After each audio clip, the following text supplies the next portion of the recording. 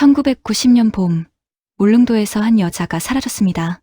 남편이 잠깐 자리를 비운 사이 흔적도 없이 증발해버렸죠.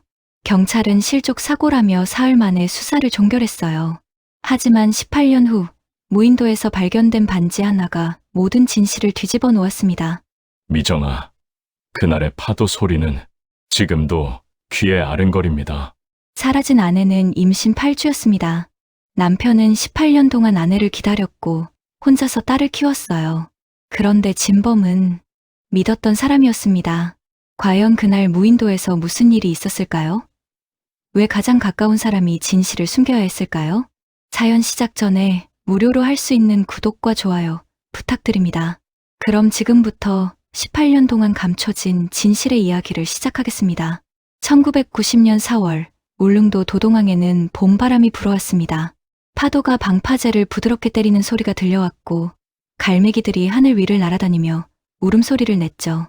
그 시절 울릉도는 지금처럼 관광지로 북적이지 않았어요. 소박하고 조용한 섬이었습니다. 이도윤은 그의 32이었습니다. 은행원으로 일하며 성실하게 살아온 남자였죠.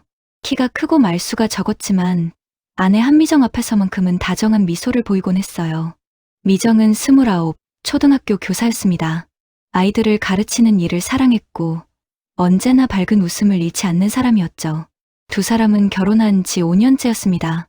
신혼여행도 제대로 가지 못했어요. 도윤의 집안 사정이 어려워 결혼식 직후 바로 일터로 돌아가야 했거든요. 그래서 미정은 늘 말했습니다. 언젠가 꼭 둘이서 여행을 가고 싶다고요. 그 약속을 지키기 위해 도윤은 1년 동안 돈을 모았습니다. 많은 금액은 아니었지만 울릉도 왕복 배삭과 3박 4일 숙박비 정도는 마련할 수 있었죠. 미정은 여행 날짜가 정해지자 아이처럼 좋아했어요. 며칠 전부터 짐을 싸고 풀기를 반복하며 설렜습니다. 울릉도에 도착한 첫날, 두 사람은 도동항 근처 작은 여관에 짐을 풀었습니다. 방은 좁았지만 창문 너머로 바다가 보였어요. 미정은 창가에 앉아 파도를 바라보며 행복해했습니다. 도윤은 그런 아내의 모습을 지켜보며 마음속으로 다짐했죠. 이번 여행만큼은 미정을 정말 행복하게 해주겠다고요. 저녁에는 항구 근처 식당에서 돼지국밥을 먹었습니다. 뜨끈한 국물에 밥을 말아 먹으며 미정이 말했어요. 여보, 여기 같이 오니까 진짜 좋네요. 신혼여행 때도 못 갔잖아요. 도윤은 미정의 손을 잡으며 답했습니다. 다시 오고 싶었거든요. 당신을 보면 항상 마음이 편해요. 그날 밤, 두 사람은 여관방에서 오랜만에 긴 대화를 나눴습니다. 학교 이야기, 은행 이야기, 앞으로의 계획들. 미정은 언젠가 아이를 낳으면 울릉도에 다시 데려오고 싶다고 말했어요. 도윤은 고개를 끄덕이며 그러자고 답했죠. 다음 날 아침, 날씨는 조금 흐렸습니다. 하늘이 잔뜩 찌푸린 채 바람이 불어왔어요. 하지만 두 사람은 개의치 않았습니다. 여관 주인이 추천한 해안가 산책로를 걸어보기로 했거든요. 도윤과 미정은 아침 일찍 여관을 나섰습니다. 길은 좁고 가팔랐지만 미정은 도윤의 손을 꼭 잡으며 앞서 걸어갔어요. 여보, 빨리 와요. 바다가 정말 예뻐요. 미정의 목소리는 바람에 실려 멀리 퍼져나갔습니다. 산책로 중간쯤에서 도윤은 차에 두고 온 카메라가 생각났습니다. 미정의 사진을 찍어주고 싶었거든요. 도윤은 미정에게 말했어요. 잠깐만 기다려요. 차에 카메라 가지러 다녀올게요. 미정은 웃으며 대답했습니다. 빨리 다녀와요. 여기서 바다 구경하고 있을게요. 도윤은 서둘러 주차장으로 향했습니다. 카메라를 챙겨 들고 다시 산책로로 돌아왔죠. 그런데 미정이 보이지 않았어요. 도윤은 처음엔 아내가 조금 더 앞으로 걸어간 줄 알았습니다. 미정아, 어디 있어요? 도윤은 아내의 이름을 불렀습니다. 대답이 없었어요. 도윤은 더 크게 소리쳤습니다. 미정아, 장난치지 말고 나와봐요. 하지만 돌아온 건 바람 소리와 파도 소리뿐이었습니다. 도윤의 가슴이 두근거리기 시작했어요. 뭔가 이상했습니다. 도윤은 산책로를 이리저리 뛰어다니며 아내를 찾았습니다. 절벽 아래를 내려다보고 바위 뒤를 살피고 근처 풀숲까지 뒤졌어요. 하지만 미정은 어디에도 없었습니다. 도윤의 입술이 파랗게 질렸어요. 손이 떨렸고 호흡이 가빠졌습니다. 그때였습니다. 멀리서 한 할머니가 다가왔어요. 할머니는 근처에서 나무를 캐던 사람이었습니다. 도윤은 다급하게 물었어요. 혹시 여자 한 명 못 보셨어요? 키가 작고 빨간 점퍼 입은 사람이요. 할머니는 고개를 저었습니다. 아무도 못 봤다고요. 도윤은 그 자리에 주저앉았습니다. 머릿속이 하얘졌어요. 불과 10여 분 전까지 함께 있던 아내가 감쪽같이 사라진 겁니다. 도윤은 떨리는 손으로 여관으로 달려갔습니다. 혹시 미정이 먼저 돌아갔을지도 모른다는 희망을 안고요. 하지만 여관 방은 비어 있었습니다. 미정의 짐은 그대로였고 세면도구도 그대로 놓여 있었어요. 도윤은 다시 항구로 뛰어갔습니다. 경찰서를 찾아가 실종 신고를 했죠. 경찰은 일단 수색에 나서겠다고 했지만 표정이 그리 밝지 않았어요. 그날부터 도윤의 악몽이 시작되었습니다. 도윤은 3일 동안 잠을 이루지 못했습니다. 경찰과 함께 해안가를 샅샅이 뒤졌고 마을 사람들에게도 아내의 사진을 보여주며 물어봤어요. 하지만 미정을 본 사람은 아무도 없었습니다. 마치 연기처럼 사라져버린 것 같았죠. 수색 이틀째 되던 날, 도윤은 친구 윤춘배에게 전화를 걸었습니다. 춘배는 도윤과 고등학교 때부터 알고 지낸 친구였어요. 건축 일을 하며 울릉도 쪽에도 아는 사람이 많았죠. 도윤은 떨리는 목소리로 사정을 설명했습니다. 춘배는 바로 배를 타고 울릉도로 건너왔어요. 춘배는 60살이 넘은 나이였지만 여전히 건장한 체격을 유지하고 있었습니다. 그는 도윤의 어깨를 두드리며 말했어요. 걱정하지 마. 내가 아는 사람들한테 다 물어볼 테니까. 꼭 찾을 거야. 도윤은 고개를 끄덕였지만 눈빛에는 절망이 가득했습니다. 춘배는 마을 곳곳을 돌아다니며 사람들을 만났어요. 식당 주인, 여관 주인, 해녀 할머니들까지. 하지만 돌아오는 대답은 똑같았습니다. 못 봤다는 거였죠. 춘배는 이상하다는 생각이 들었어요. 섬이 넓지 않은데 사람이 흔적도 없이 사라진다는 게 말이 안 됐거든요. 수색 사흘째 되던 날, 경찰은 도윤을 불러 조사실로 데려갔습니다. 형사 한 명이 도윤 맞은편에 앉아 물었어요. 실종 당일 아침 정확히 무슨 일이 있었는지 다시 한번 말씀해 주시겠습니까? 도윤은 지친 목소리로 그날의 상황을 되풀이했습니다. 형사는 메모를 하며 고개를 끄덕였어요. 그리고는 조심스럽게 물었습니다. 혹시 부부 사이에 다툼이 있었습니까? 도윤은 화들짝 놀라며 고개를 저었어요. 아니요, 전혀요. 저희는 여행을 너무 행복하게 하고 있었다고요. 형사는 알겠다며 자리에서 일어났습니다. 그날 저녁 마을 사람들 사이에서 이상한 소문이 돌기 시작했습니다. 도동항 근처 식당에 모여 앉은 주민들이 수군거렸어요. 그 산책로 말이야. 귀신 나온다는 소문 있잖아. 3년 전에도 거기서 여자 한 명 실종됐다더라. 다른 사람이 거들었습니다. 맞아. 그때도 흔적도 없이 사라졌다면서? 무슨 귀신 들린 절벽이라고 하던데. 이 소문은 빠르게 퍼져나갔습니다. 도윤의 귀에도 들어왔죠. 도윤은 참을 수 없었어요. 귀신이라니 말도 안 되는 소리였습니다. 미정은 분명 어딘가에 있을 거예요. 다쳤거나 길을 잃었거나. 도윤은 그렇게 믿고 싶었습니다. 나흘째 되던 날, 경찰은 수색을 중단하겠다고 통보했습니다. 책임자인 경위가 도윤에게 말했어요. 죄송합니다. 더 이상 할 수 있는 게 없습니다. 해안 절벽에서 실족한 것으로 추정됩니다. 도윤은 벌떡 일어나며 소리쳤습니다. 실족이라고요? 증거도 없이 그렇게 결론을 내린다고요? 경위는 난처한 표정을 지으며 말했어요. 다른 가능성이 없습니다. 목격자도 없고 흔적도 없습니다. 유감스럽지만 이게 현실입니다. 도윤은 주먹을 불끈 쥐었어요. 손톱이 손바닥을 파고들었지만 아픔은 느껴지지 않았습니다. 춘배가 도윤을 말렸습니다. 도윤아, 진정해. 경찰도 최선을 다한 거야. 도윤은 춘배를 밀쳐내며 말했어요. 최선이라고? 겨우 사흘 찾아보고 포기하는 게 최선이라고? 춘배는 더 이상 말을 잇지 못했습니다. 그날 밤, 도윤은 혼자 해안가를 걸었습니다. 파도 소리가 귓가를 때렸어요. 미정이 마지막으로 서 있던 그 자리에 섰습니다. 바람이 세차게 불어왔고 도윤의 눈에서 눈물이 흘러내렸죠. 미정아, 어디 있어? 제발 대답해줘. 나 여기 있어. 하지만 돌아오는 건 바다의 울음소리뿐이었습니다. 도윤은 그 자리에 무릎을 꿇고 울부짖었어요. 하늘을 향해 소리쳤습니다. 왜 이러는 거야? 왜 내 아내를 데려간 거야?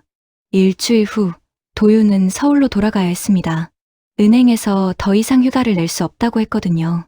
춘배가 배웅을 나왔어요. 도윤아, 내가 계속 알아볼게. 혹시 모르니까 내 연락처 남겨놓을게. 도윤은 고개를 끄덕였지만 눈빛은 이미 죽어 있었습니다. 배가 울릉도를 떠나는 순간 도윤은 뒤를 돌아봤습니다. 점점 작아지는 섬을 바라보며 마음속으로 맹세했어요. 미정아, 꼭 다시 올게. 너를 꼭 찾아낼 거야. 하지만 도윤은 그때 몰랐습니다. 그날의 진실이 얼마나 끔찍한 것인지를. 그리고 그 진실을 알기까지 18년이라는 긴 시간이 필요하다는 것을요. 서울로 돌아온 도윤은 빈집에 들어섰습니다. 미정의 옷이 옷장에 그대로 걸려 있었고 화장대 위에는 향수병이 놓여 있었어요. 모든 게 그대로였지만 미정만 없었습니다. 도윤은 침대에 쓰러져 눈을 감았습니다. 그리고 그날 밤 도윤은 미정의 서랍을 정리하다가 일기장 하나를 발견했습니다. 펼쳐보니 여행 직전에 쓴 글이었어요. 1990년 3월 15일 도윤이 알면 정말 기뻐하겠지. 오늘은 말해야지. 도윤은 일기장을 떨어뜨렸습니다. 가슴이 터질 것 같았어요. 미정이 무슨 말을 하려고 했던 걸까? 그날 말하지 못한 그 말이 무엇이었을까? 도윤은 일기장을 들고 한참을 멍하니 앉아 있었습니다. 미정이 하려던 말이 무엇이었을까요? 도윤은 다시 일기장을 펼쳤어요. 3월 15일 이후로는 아무 글도 쓰여 있지 않았습니다. 마지막 문장이 계속 머릿속을 맴돌았죠. 도윤이 알면 정말 기뻐하겠지. 다음날 아침, 도윤은 은행에 출근했습니다. 동료들이 조심스럽게 물었어요. 도윤 씨, 괜찮으세요? 도윤은 고개를 끄덕이며 대답했습니다. 네, 괜찮습니다. 하지만 괜찮지 않았어요. 서류를 보다가도 미정의 얼굴이 떠올랐고 점심시간이 되면 미정이 도시락을 싸주던 기억이 났습니다. 일주일쯤 지났을 때 도윤에게 미정의 학교에서 전화가 왔습니다. 교감 선생님이었어요. 도윤 씨, 미정 선생님 책상을 정리하다가 봉투 하나를 발견했는데요. 도윤 씨 앞으로 된 편지가 있더라고요. 가지러 오실 수 있으세요? 도윤은 퇴근 후 바로 학교로 향했습니다. 교감 선생님이 봉투를 건네주었어요. 봉투는 분홍색이었고 미정의 글씨로 도윤에게라고 쓰여 있었습니다. 도윤은 봉투를 받아들고 집으로 돌아왔죠. 집에 도착해서야 도윤은 봉투를 뜯었습니다. 편지지 한 장이 들어 있었어요. 미정의 글씨였습니다. 여보, 이 편지를 읽을 때쯤이면 당신은 이미 알고 있겠죠? 우리에게 새로운 가족이 생긴다는 걸요. 도윤은 숨이 멎는 것 같았습니다. 편지는 계속 이어졌어요. 병원에서 확인했어요. 임신 8주래요. 울릉도 여행에서 꼭 말하려고 했는데 타이밍을 놓쳤네요. 여보, 우리 아기 낳으면 정말 좋은 부모가 되어요. 당신처럼 다정한 아빠를 만나면 우리 아기는 정말 행복할 거예요. 도윤은 편지를 떨어뜨렸습니다. 임신이라니. 미정이 임신한 상태로 실종된 겁니다. 도윤은 바닥에 주저앉아 울음을 터뜨렸어요. 미정아, 미안해. 내가 미안해. 만약 내가 그날 카메라를 가지러 가지 않았다면, 만약 내가 계속 옆에 있었다면, 그날 밤 도윤은 병원을 찾아갔습니다. 산부인과 의사에게 물었어요. 임신 8주면 아직 배가 나오지 않나요? 의사는 고개를 끄덕이며 말했습니다. 네, 초기라서 겉으로는 잘 보이지 않아요. 하지만 생명은 분명히 자라고 있죠. 도윤은 병원을 나와 한강 다리 위에 섰습니다. 다리 난간에 기대어 강물을 내려다봤어요. 어두운 물이 소리 없이 흘러갔습니다. 도윤은 생각했습니다. 미정과 아기, 두 생명을 한꺼번에 잃은 거구나. 그때였습니다. 뒤에서 누군가 다가왔어요. 춘배였습니다. 도윤아, 뭐 하는 거야? 춘배는 도윤의 팔을 잡아당겼죠. 도윤은 춘배를 돌아봤습니다. 형, 미정이 임신했대요. 우리 아기를 가지고 있었대요. 춘배는 놀란 표정을 지었습니다. 뭐라고? 임신이라고? 도윤은 고개를 끄덕였어요. 8주요. 울릉도 여행에서 말하려고 했대요. 춘배는 한참을 말이 없었습니다. 그리고는 도윤의 어깨를 꽉 붙잡으며 말했어요. 도윤아, 정신 차려. 미정이를 위해서라도 너는 살아야 해. 하지만 도윤은 이미 정신이 반쯤 나간 상태였습니다. 매일 밤 악몽에 시달렸어요. 꿈속에서 미정이 나타나 도와달라고 손을 뻗었습니다. 도윤은 달려가려 했지만 발이 땅에 붙어 움직이지 않았죠. 미정은 점점 멀어져 갔고 도윤은 비명을 지르며 깨어났습니다. 한 달이 지나고 2달이 지났습니다. 도윤은 은행을 그만뒀어요. 일을 할 수가 없었습니다. 하루 종일 집에 틀어박혀 미정의 사진을 보며 시간을 보냈죠. 춘배가 가끔 찾아와 밥을 챙겨줬지만 도윤은 거의 먹지 않았습니다. 어느 날 춘배가 말했습니다. 도윤아, 이러다가 너까지 죽겠어. 제발 정신 차려. 미정이도 이런 내 모습 원하지 않을 거야. 도윤은 대답하지 않았어요. 그저 멍하니 창밖을 바라볼 뿐이었습니다. 석 달째 되던 날, 도윤은 미정의 옷장을 열었습니다. 옷들을 하나하나 꺼내 보았어요. 미정이 좋아하던 분홍색 블라우스, 결혼식 때 입었던 하얀 원피스. 모든 것이 미정이 채취를 간직하고 있었습니다. 그때 옷장 구석에서 작은 상자 하나를 발견했어요. 열어보니 아기 신발이 들어 있었습니다. 새하얀 털실로 짠 작은 신발이었죠. 메모가 하나 붙어 있었습니다. 우리 아기한테 신겨줄 거예요. 엄마가 손수 만든 거예요. 도윤은 아기 신발을 손에 쥐고 울었습니다. 미정은 이미 엄마가 될 준비를 하고 있었던 겁니다. 아기를 위해 작은 신발을 뜨고 편지를 쓰고 행복한 미래를 꿈꾸고 있었어요. 하지만 그 모든 게 한순간에 사라져버렸습니다. 넉 달째 도윤은 다시 울릉도에 갔습니다. 혼자서요. 미정이 사라진 그 자리에 서서 하루 종일 바다를 바라봤어요. 미정아, 어디 있어? 나한테 돌아와. 제발 돌아와줘. 하지만 바다는 아무 대답도 하지 않았습니다. 그날 저녁 도윤은 항구 근처 식당에 들어갔습니다. 주인 할머니가 도윤을 알아봤어요. 아, 그때 실종된 부인 찾으러 오신 분 아니에요? 도윤은 고개를 끄덕였습니다. 할머니는 안타까운 표정으로 말했어요. 참 안 됐어요. 그때 경찰들이 제대로 수색도 안 했다면서요? 도윤은 귀가 번쩍 뜨였습니다. 무슨 말씀이세요? 할머니는 목소리를 낮추며 말했어요. 사실은 말이에요.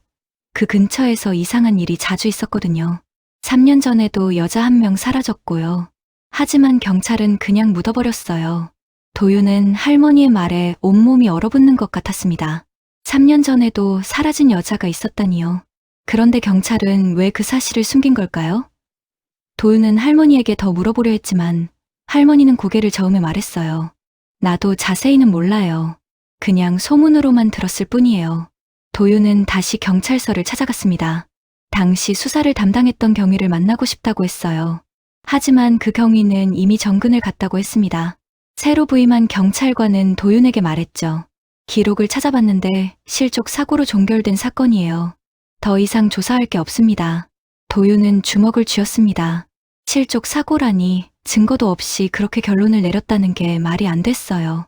하지만 경찰은 더 이상 대응하지 않았습니다. 도윤은 무력하게 경찰서를 나왔죠. 서울로 돌아온 도윤은 다시 일상으로 돌아가려 애썼습니다. 작은 회사에 취직해 격리 일을 시작했어요. 매일 숫자와 씨름하며 시간을 보냈습니다. 하지만 밤이 되면 미정의 얼굴이 떠올랐고 잠들기 전까지 눈물을 흘렸죠. 1년이 지나고 2년이 지나고 5년이 흘렀습니다. 도윤은 여전히 혼자였어요. 주변 사람들은 재혼을 권유했지만 도윤은 고개를 저었습니다. 미정은 아직 살아있을지도 몰라요. 내가 어떻게 다른 사람을 만날 수 있겠어요. 10년이 지났습니다. 도윤은 42이 되었어요. 머리카락에 흰머리가 섞이기 시작했고 얼굴에는 깊은 주름이 패였습니다. 하지만 도윤은 여전히 미정을 기다렸어요. 매년 4월이 되면 울릉도를 찾아가 미정이 사라진 자리에 꽃을 놓았습니다. 그러던 2008년 어느 봄날이었습니다. 도윤은 집 앞 우체통에서 편지 한 통을 발견했어요. 발신인은 울릉도 보건소였습니다. 도윤은 떨리는 손으로 편지를 뜯었죠. 편지에는 이렇게 쓰여 있었습니다. 1990년 실종 사건 관련하여 보관 중이던 유품이 발견되었습니다. 확인차 연락드립니다. 도윤은 가슴이 철렁 내려앉았어요. 유품이라니, 그게 무엇일까요? 도윤은 당장 울릉도행 배표를 끊었습니다. 이틀 후, 도윤은 울릉도 보건소에 도착했습니다. 담당자가 작은 상자 하나를 내밀었어요. 이게 발견된 물건입니다. 도윤은 상자를 열었습니다. 안에는 낡은 손수건 하나가 들어 있었어요. 미정이 늘 가지고 다니던 손수건이었습니다. 도윤은 손수건을 꺼내 들었습니다. 18년 전 미정의 채취가 아직 남아있는 것 같았어요. 어디서 발견됐나요? 도윤이 물었습니다. 담당자가 대답했어요. 해안가 바위 틈에서요. 최근에 태풍이 지나가면서 바위가 무너지는 바람에 발견됐습니다. 도윤은 그 자리에서 발견 지점으로 달려갔습니다. 미정이 사라진 곳에서 불과 500m 떨어진 지점이었어요. 도윤은 무릎을 꿇고 바위를 살폈습니다. 손수건 말고 다른 건 없었나요? 하지만 아무것도 더 발견되지 않았습니다. 그날 밤, 도윤은 여관방에서 손수건을 꺼내봤습니다. 손수건 귀퉁이에 미정이 직접 수놓은 작은 꽃무늬가 있었어요. 도윤은 손수건을 가슴에 꼭 안았습니다. 미정아, 넌 정말 거기 있었던 거구나.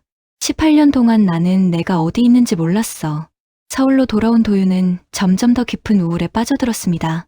손수건이 발견됐다는 건 미정이 그곳에서 무슨 일을 당했다는 뜻이었어요. 하지만 18년이 지난 지금 도대체 무엇을 할 수 있을까요? 그러던 어느 날 도윤의 집 초인종이 울렸습니다. 문을 열자 낯선 여학생 한 명이 서 있었어요. 20살쯤 돼 보이는 학생이었습니다. 혹시 이도윤 씨 댁 맞나요? 도윤은 고개를 끄덕였죠. 학생은 조심스럽게 말을 꺼냈습니다. 저는 서울대학교 사회학과 학생이에요. 미제 사건을 연구하고 있는데요. 1990년 울릉도 실종 사건에 대해 여쭤보고 싶어서요. 도윤은 학생을 안으로 들어오게 했습니다. 학생은 이소영이라고 자신을 소개했어요. 그리고 노트북을 꺼내 자료를 보여줬습니다. 제가 조사한 바로는 울릉도에서 1987년부터 1995년까지 모두 5건의 실종 사건이 있었어요. 모두 여성이었고 모두 비슷한 장소에서 사라졌습니다.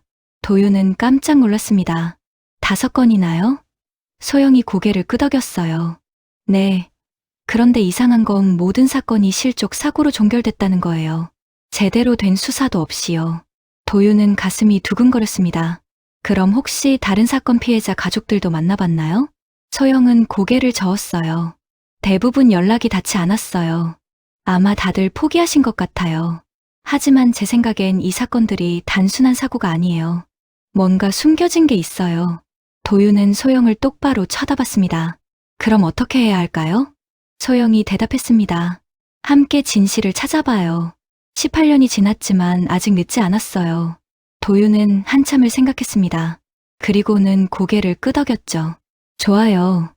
해봅시다. 미정을 위해서라도 진실을 밝혀야 해요. 그날부터 도윤과 소영은 함께 움직이기 시작했습니다. 옛 신문 기사를 뒤지고 당시 목격자들을 수소문했어요. 조금씩 실마리가 보이기 시작했습니다. 그리고 도윤은 알게 됐어요. 18년 전 그날 미정에게 무슨 일이 있었는지를요. 도윤과 소영은 3달 동안 울릉도를 오가며 조사를 계속했습니다. 오래된 여관 주인들을 만나고 당시 경찰서에 근무했던 사람들을 수소문했어요.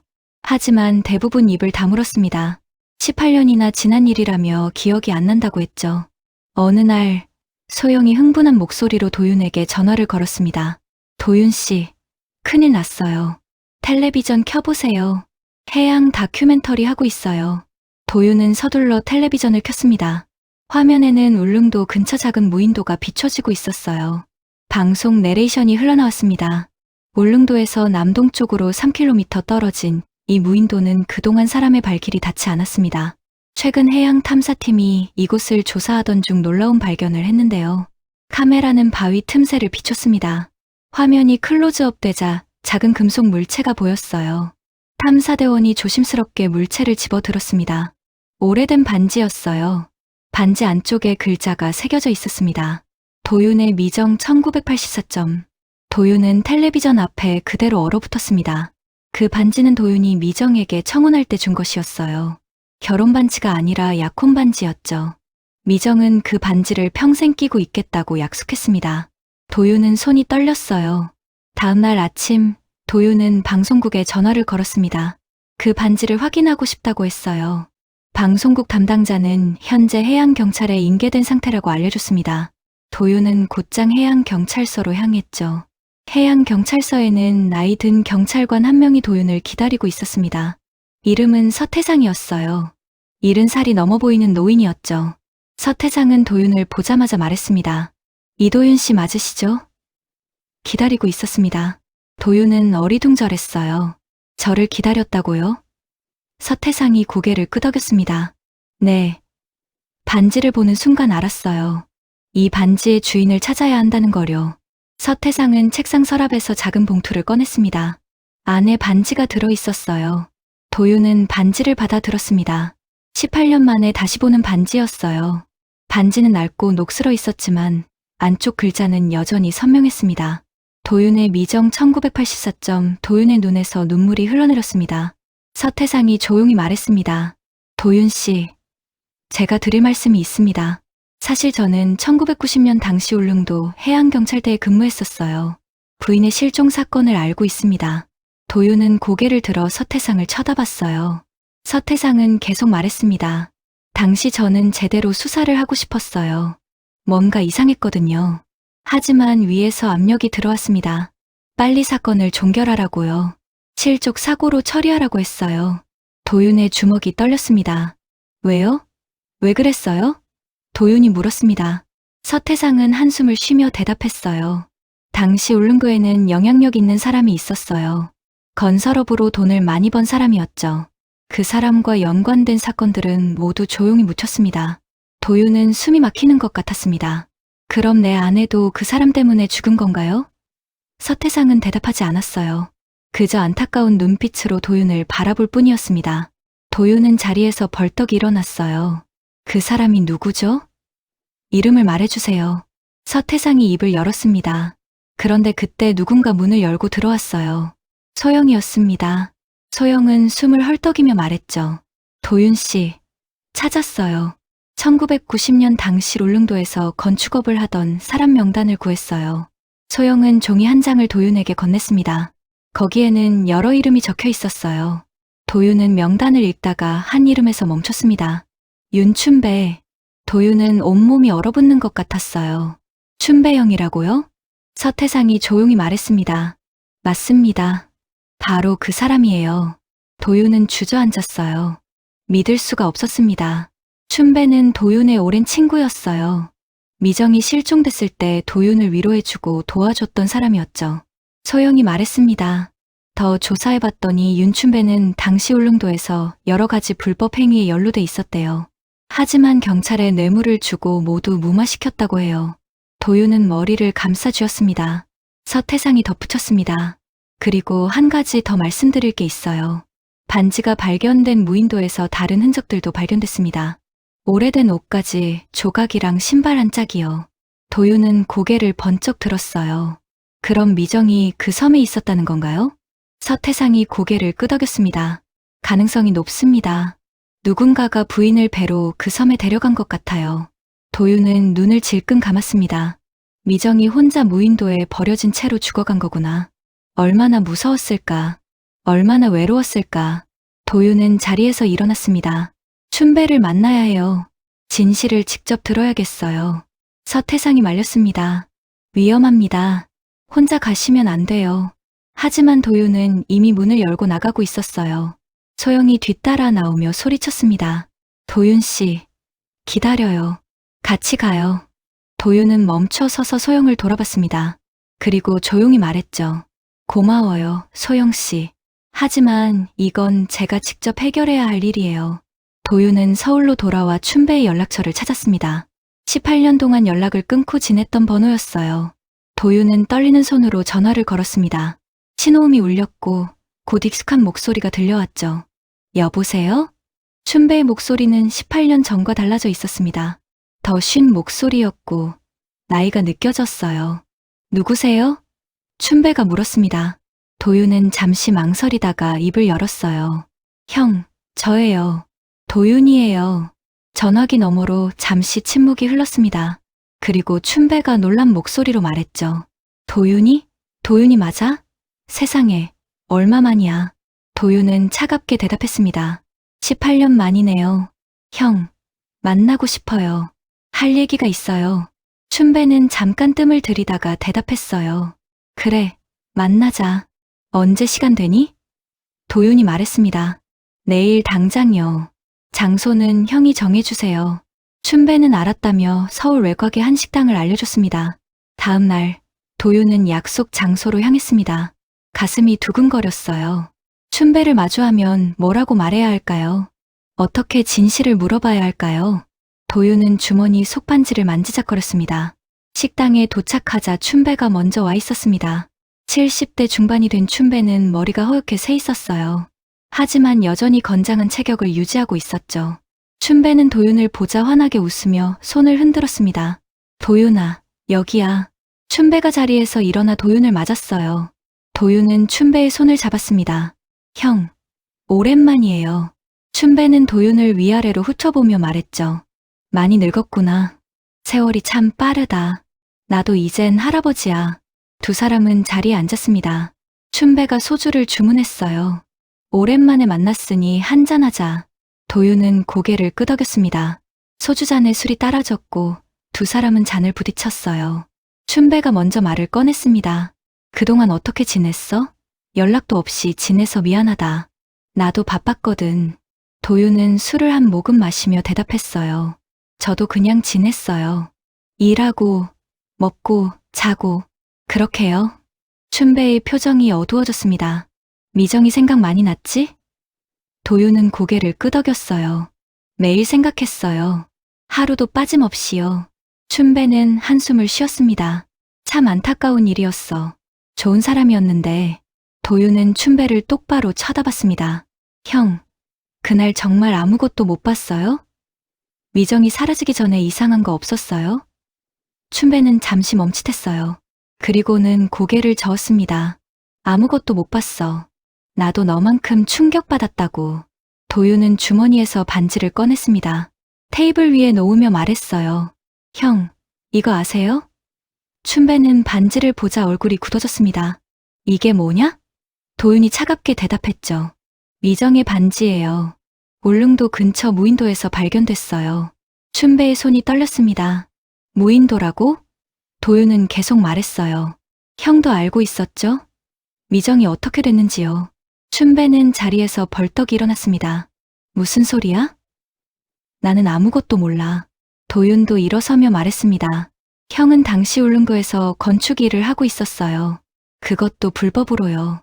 경찰에 뇌물 주고 사건들을 묻어버렸죠. 춘배의 얼굴이 창백해졌어요. 누가 그런 헛소리를 하던? 도윤은 한 걸음 다가서며 소리쳤습니다. 헛소리가 아니에요. 증거가 다 있어요. 형, 제발 진실을 말해줘요. 미정에게 무슨 짓을 한 거예요? 춘배는 뒷걸음질 쳤어요. 아무것도 안 했어. 나는 그냥 친구로서 너를 도와준 것뿐이야. 그때 식당 문이 열리며 서태상이 들어왔습니다. 뒤따라 소영도 들어왔어요. 서태상이 춘배를 향해 말했습니다. 윤춘배 씨, 이제 그만 자백하시죠. 우린 이미 다 알고 있습니다. 춘배는 서태상을 보고 놀란 표정을 지었어요. 당신은 누구야? 서태상이 신분증을 꺼내 보였습니다. 전직 해양경찰입니다. 1990년 당시 수사에 참여했었죠. 당신 때문에 사건이 제대로 조사되지 못했어요. 춘배는 말을 더듬기 시작했습니다. 난 정말 몰라요. 아무것도 한 게 없다고요. 소영이 노트북을 꺼내 화면을 보여줬어요. 여기 당시 선박 운항 기록이 있어요. 1990년 4월 12일 당신 이름으로 등록된 배가 무인도 근처를 지나갔어요. 춘배는 땀을 흘리기 시작했습니다. 그건 그냥 업무상 지나간 거야. 도윤이 춘배의 멱살을 잡았어요. 형, 제발요. 진실을 말해줘요. 미정은 어떻게 된 거예요? 배로 데려간 거 맞죠? 춘배는 도윤의 손을 뿌리치며 소리쳤습니다. 손 떼. 나는 아무것도 안 했다니까. 하지만 춘배의 목소리는 떨리고 있었어요. 도윤은 춘배의 눈을 똑바로 쳐다봤습니다. 그 눈에서 죄책감을 읽을 수 있었죠. 서태상이 조용히 말했습니다.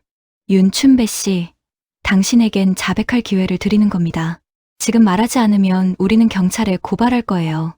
모든 증거를 가지고요. 춘배는 자리에 주저앉았습니다. 한참 동안 침묵이 흘렀어요. 그리고 춘배가 떨리는 목소리로 입을 열었습니다. 미정이를 사랑했어. 도윤은 귀를 의심했어요. 뭐라고요?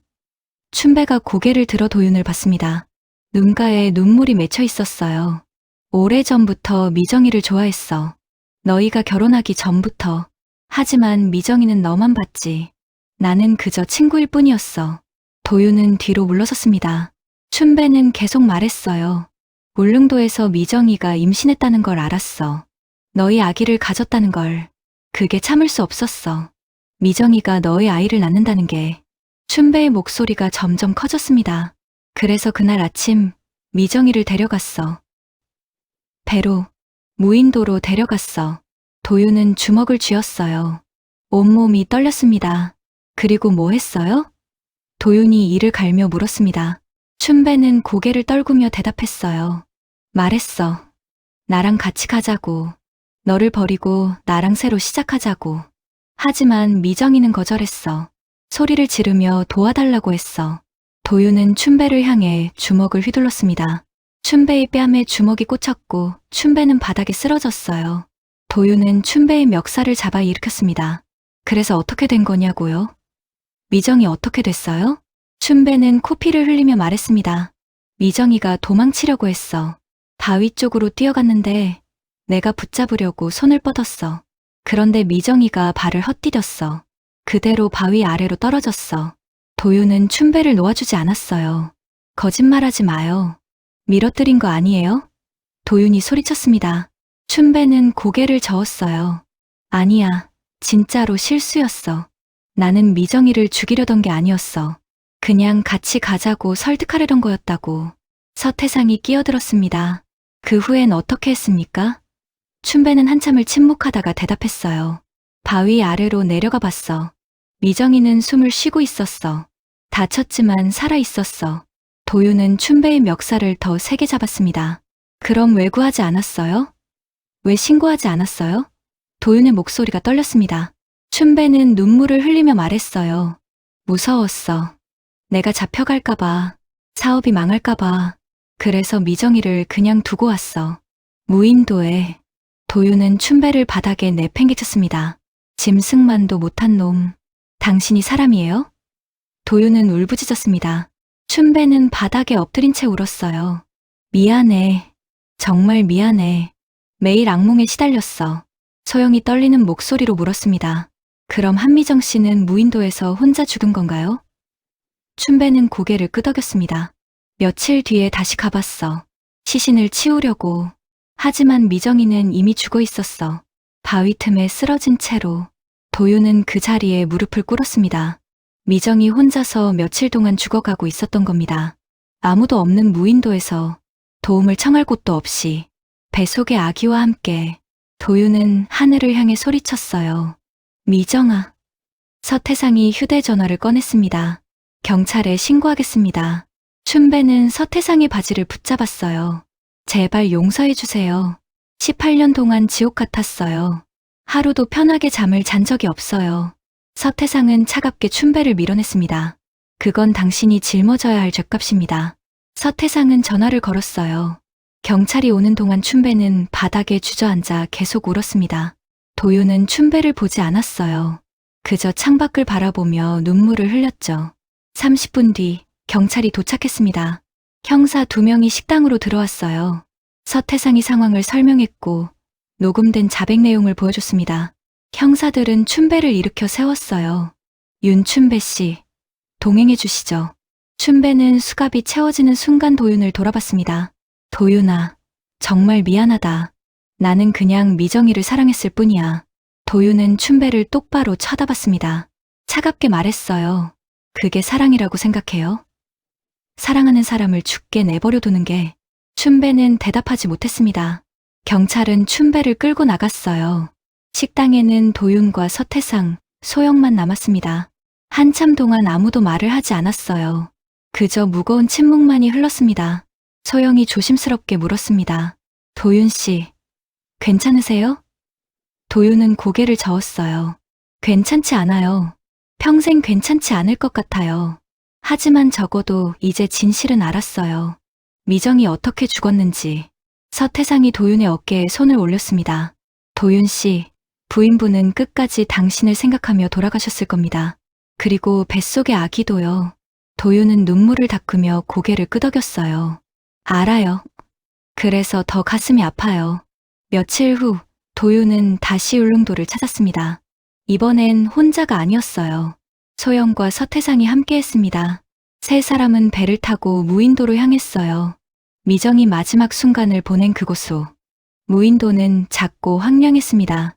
바위들이 거칠게 솟아 있었고 파도가 바위를 때렸어요. 도윤은 반지가 발견된 자리로 갔습니다. 그곳에 무릎을 꿇고 앉았죠. 손으로 바위를 쓰다듬었습니다. 미정아, 여기 있었구나. 18년 동안 내가 어디 있는지 몰라서 미안해. 더 빨리 찾아줬어야 했는데. 도윤의 목소리가 떨렸습니다. 얼마나 무서웠니? 얼마나 외로웠니? 나를 얼마나 원망했니? 도윤은 주머니에서 작은 상자를 꺼냈습니다. 미정이 만들었던 아기 신발이 들어있었어요. 하얀 털실로 짠 작은 신발. 도윤은 신발을 바위 틈에 조심스럽게 놓았습니다. 미정아, 우리 아기 신발이야. 내가 만든 거. 여기 두고 갈게. 소영이 옆에 다가와 꽃다발을 놓았습니다. 한미정 선생님, 편히 쉬세요. 서태상도 묵념을 했어요. 세 사람은 한참 동안 그 자리에 서 있었습니다. 파도 소리만이 주위를 감쌌어요. 돌아오는 배 안에서 도윤은 바다를 바라봤습니다. 18년 동안 품고 살았던 질문들이 이제 답을 얻었어요. 미정은 어디서 죽었는지, 누가 그렇게 만들었는지. 하지만 마음은 더 무거워졌습니다. 소영이 조용히 말했습니다. 도윤 씨, 이제 한미정 선생님을 보내드려야 해요. 그래야 도윤 씨도 살 수 있어요. 도윤은 고개를 끄덕였습니다. 알아요. 하지만 어떻게 보내요? 18년을 함께 살았는데. 서태상이 대답했습니다. 시간이 필요할 겁니다. 천천히 가세요. 도윤은 주머니 속반지를 만졌어요. 미정의 반지. 이제 이 반지를 어떻게 해야 할까요? 간직해야 할까요? 아니면 묻어줘야 할까요? 배가 울릉도 항구에 도착했습니다. 도윤은 배에서 내려 항구를 바라봤어요. 18년 전 미정과 함께 내렸던 바로 그 항구. 모든 게 시작된 곳이었습니다. 그리고 이제 모든 게 끝나는 곳이기도 했어요. 춘배의 재판은 석 달 뒤에 열렸습니다. 법정에는 많은 사람이 모였어요. 기자들과 방청객들이 자리를 가득 채웠습니다. 도윤은 맨 앞줄에 앉아 춘배를 바라봤어요. 춘배는 수감복을 입고 고개를 숙인 채 서 있었습니다. 검사가 춘배의 죄목을 낭독했습니다. 유기치사, 사체유기, 증거인멸. 춘배는 모든 혐의를 인정했어요. 변호인은 춘배가 18년 동안 죄책감에 시달렸다며 선처를 호소했습니다. 하지만 재판장의 표정은 엄격했어요. 재판장이 판결문을 읽기 시작했습니다. 피고인 윤춘배는 피해자를 무인도에 유기하고 사망에 이르게 했습니다. 이는 인간으로서 해서는 안 될 극악무도한 범죄입니다. 법정은 피고인에게 징역 15년을 선고합니다. 춘배는 그 자리에 무릎이 꺾였습니다. 15년이라니. 춘배는 이미 78살이었어요. 감옥에서 나올 때쯤이면 90이 넘어 있을 겁니다. 춘배는 도윤을 돌아봤어요. 눈에는 후회가 가득했습니다. 도윤은 춘배를 보며 아무 감정도 느끼지 못했습니다. 분노도 증오도 이미 다 타버렸어요. 그저 텅 빈 허무함만 남았습니다. 도윤은 자리에서 일어나 법정을 나왔죠. 밖에는 소영이 기다리고 있었습니다. 도윤 씨, 이제 어떻게 하실 거예요? 소영이 물었습니다. 도윤은 한참을 생각하다가 대답했어요. 미정을 제대로 보내줘야죠. 장례식을 치러야 해요. 비록 시신은 없지만요. 소영은 고개를 끄덕이며 함께 가겠다고 말했습니다. 일주일 후 도윤은 작은 추도식을 준비했습니다. 미정이 다니던 학교 강당을 빌렸어요.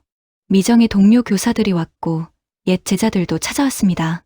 서태상도 참석했어요. 모두 검은 옷을 입고 조용히 자리에 앉았습니다. 강단에는 미정의 사진이 놓여 있었습니다. 환하게 웃고 있는 29살 미정의 모습이었어요. 도윤은 사진 앞에 하얀 국화를 놓았습니다. 그리고 준비한 추도사를 꺼냈죠. 여러분, 오늘 이 자리에 와주셔서 감사합니다. 도윤의 목소리가 강당에 울렸습니다. 제 아내 한미정은 1990년 봄, 30도 되기 전에 세상을 떠났습니다. 그 사실을 알기까지 18년이 걸렸어요. 18년 동안 저는 미정을 기다렸습니다. 도윤은 잠시 말을 멈췄습니다.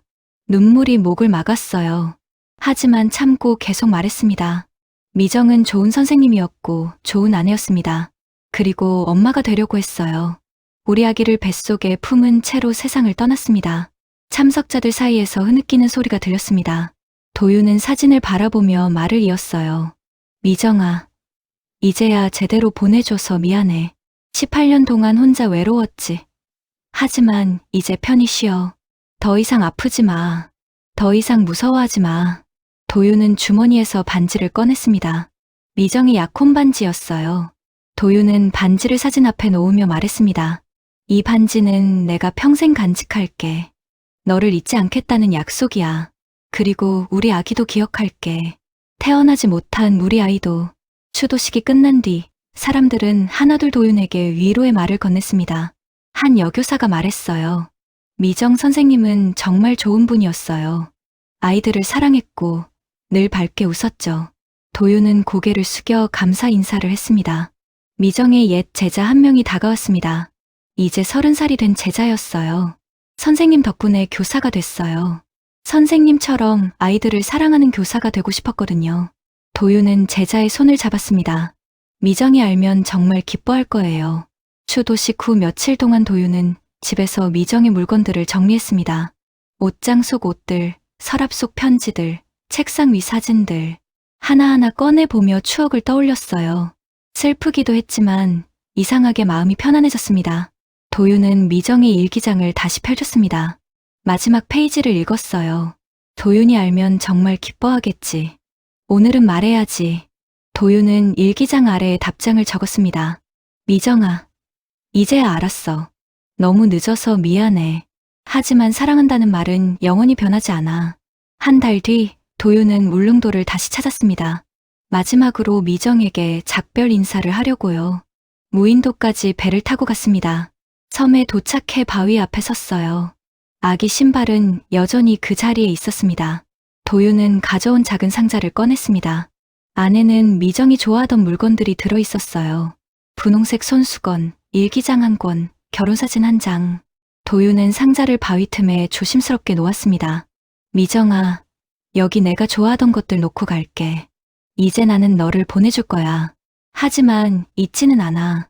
평생 기억할 거야. 너와 함께한 시간들, 우리 아기와 함께 꿈꿨던 미래들, 모두 내 마음속에 간직할게. 도윤은 바다를 바라봤습니다.